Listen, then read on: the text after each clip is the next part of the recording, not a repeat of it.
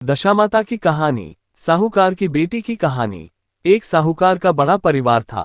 5 बेटे व 5 बहुएं थीं। एक लड़की थी। लड़की का विवाह हो चुका था किंतु विदाई नहीं हुई थी। इस कारण लड़की माता पिता के ही घर में थी। एक दिन साहूकार की पत्नी दशामाता के डोरे लेने लगी। उसकी बहुओं ने भी डोरे लिए। उन्होंने सास से पूछा कि क्या नंद जी का भी डोरा लिया जाए। सास ने कहा कि अवश्य। तब वे बोली कि उनकी व्रत के पहले ही विदाई हो गई, तब क्या होगा। सास ने कहा कि मैं पूजा का सब सामान साथ में दे दूंगी, वह अपने घर जाकर पूजा कर लेंगी। लड़की ने दशा माता का डोरा ले लिया, परंतु पूजन के पहले ही उसके ससुराल से उसके पति लेने आ गए। माता ने विधिपूर्वक लड़की की विदाई की। पूजा का सब सामान भी साथ रख दिया। जब वह अपने घर पहुंची तो पास पड़ोस की स्त्रियां नई बहू को देखने आईं। सब लोग उसकी प्रशंसा करने लगी। किसी की नजर डोरे पर पड़ी तो वह बोली कि बहू की मां बड़ी टोटका पसंद स्त्री है, 2 तांगे सूत के उसके गले में क्यों पहना दिए हैं। सास, नंद, देवरानी, जेठानी और घर की सभी स्त्रियां बैठी थीं तो उसी डोरे की सभी ने निंदा की। बहू का भी जी उब गया। तब उसने डोरे को तोड़कर जलती हुई भट्टी में डाल दिया। डोरे में आग लगते ही उनके सारे घर में आग लग गई। सब अपने अपने प्राण बचाकर भागे। उस जलते घर में वही स्त्री पुरुष दोनों रह गए। दोनों जने भी गांव छोड़कर चले गए। आगे स्त्री और पीछे पीछे उसका पति। दोनों चलते चलते उस गांव में पहुंचे जहां की वह लड़की थी। उसने पति से कहा कि जब तक कोई जीविका का साधन नहीं मिलता तब तक तुम भार झोंककर पेट भरो, मैं भी मजदूरी करती हूँ। पति भार झोंकने लगा और पत्नी एक कुएं पर जा बैठी। इस कुएं पर सारे गांव की स्त्रियां पानी भरने आती थीं। उस लड़की की भाभियां भी आईं। उन्होंने उसे वहां बेहाल बैठी देखा। वे बोली कि बहन, तुम किसी भले घर की मालूम होती हो, यहाँ कैसे बैठी हो, किसी के यहाँ काम करोगी। लड़की बोली, अवश्य करूंगी, परंतु कोई नीचा काम नहीं करूंगी और खराब खाना नहीं खाऊंगी। बड़ी भाभी बोली कि हमारे घर में तुम्हारे लिए कोई छोटा काम है ही नहीं।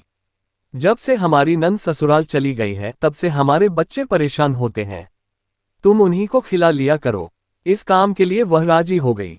स्त्रियां अपने घर गईं और सास से भी अनुमति ले ली। फिर वे उसे अपने घर ले आईं। वह अपने भाभियों के बच्चों को खिलाती और खाना बनाकर जीवन निर्वाह करती। कुछ महीनों बाद फिर से दशामाता के डोरे लेने का समय आया। सास ने कहा कि वह लड़की भी घर में रहती है, उसे भी डोरा लेना चाहिए। तब बहुओं ने कहा कि नंद जी का डोरा लिया था परंतु उनकी पूजा नहीं हो पाई और उनकी विदाई हो गई। अब इस दुखी स्त्री का डोरा दिला देंगे। यदि पूजा होने के पहले ये भी चली गई तब क्या होगा। सास बोली कि इसमें क्या नुकसान है, ये जहां भी रहेगी पूजा कर लेगी। तब साहूकार की बेटी ने भी दशामाता का डोरा ले लिया। 9 दिनों तक तो कथा कहानियां होती रहीं। व्रत पूजन यथाविधि होता रहा। 10वें दिन साहूकार की 5 बहुओं और उनकी सास ने सिर से स्नान किया, घर में गोबर से चौका लगाया और पूजा की तैयारी करने लगी। तब साहूकार की बेटी बोली कि भाभी, मुझे भी फटा पुराना कोई कपड़ा मिल जाए तो मैं भी स्नान कराऊं। तब बहुओं ने सास से पूछा कि हमारे पास नंद जी की साड़ी रखी है, क्या वह साड़ी इस लड़की को दे दें। सास ने कहा कि हाँ, दे दो। अपनी पुरानी साड़ी लेकर साहूकार की बेटी स्नान करने गई। उसने सिर से स्नान करके साड़ी पहनी और गीले बाल बिखरे हुए ही घर में आ गई। अब पूजा प्रारंभ हो गई थी। ज्यों ही वह पूजा में आकर बैठी तो एक भाभी ने कहा कि यह तो साक्षात नंद जी लग रही है। इस पर सास नाराज हो गई और बोली कि चुप रहो, मुझे कथा कहने दो। बहुएं चुप हो गईं। फिर साहूकार की बेटी समेत घर की सारी स्त्रियों ने पारणा किया। फिर सब एक दूसरे का सिर गूंथने लगी। एक भाभी ने साहूकार की बेटी से कहा कि आओ, मैं तुम्हारा भी सिर गूंथ देती हूँ। सिर गूंथते हुए भाभी बोली कि इस लड़की के सिर में भी वैसी ही गूंथ है जैसी हमारी नंद के सिर में थी। इस पर साहूकार की पत्नी बोली कि मेरी लड़की तो अपने ससुराल में सुखी होगी, उसकी कहाँ इस दुखी लड़की से तुलना करती हो। सास ने बहू को डांट तो दिया परंतु वह बात उसके मन में भी रह गई। उसने उस लड़की से कहा कि आज रात तुम मेरे पास मेरे कमरे में सोना।